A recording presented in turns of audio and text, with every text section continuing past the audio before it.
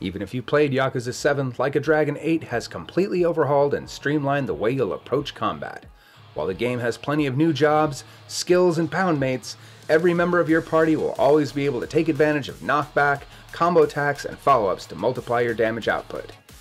I'm Ron Burke, Editor-in-Chief for GamingTrend.com, saying talkie yap yap parts on behalf of David Flynn and Henry Viola, and here's their Like a Dragon Infinite Wealth Combat Guide.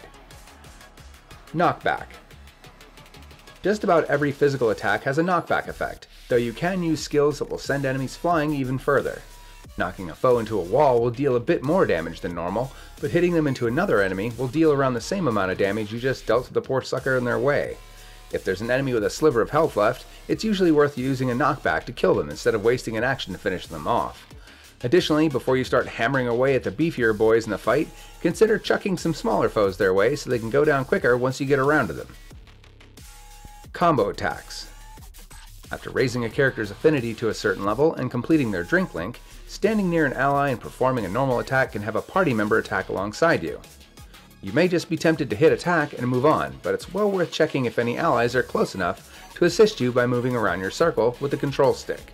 Using combo attacks, you can get hard hitters like Kiru to deal massive damage on the normally weaker Nanba's turn.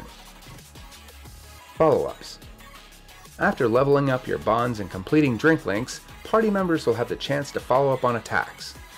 Given the random chance, you can't exactly rely on these, but they're worth getting since they end battles much quicker. Even without link drinks, you can sometimes trigger a follow-up by knocking an enemy into another party member. Still, it's never guaranteed, so treat these as a nice bonus rather than a part of your combat strategy. Back attacks. If you ever have the chance, back attacks are a must.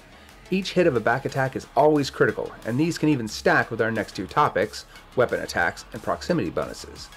Back attacks can make short work of any foe, even bosses. Proximity bonus. Proximity bonuses are exactly what they sound like.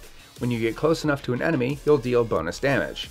If you're going to use a normal attack, it's always worth moving closer for this bonus, as it just might make the difference between a downed foe and one who will get an extra turn with a sliver of health remaining.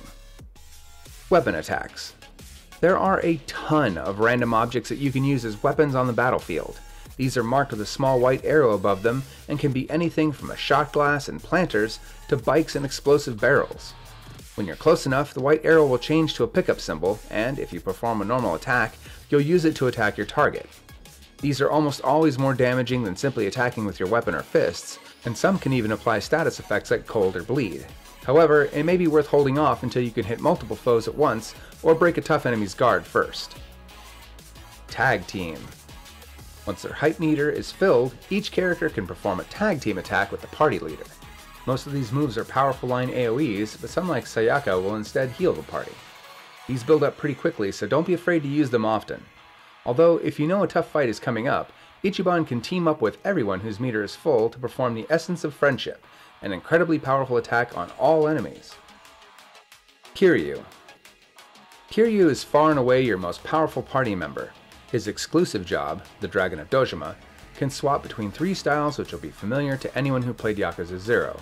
Brawler, Beast, and Rush. Brawler is your bread and butter, having a good balance between speed and power, while Beast makes every attack a guard-breaking grapple, and Rush allows Kiru to attack twice in a single turn. Having Kiru use a normal attack near certain objects will instead have him perform a heat action, dealing much more damage.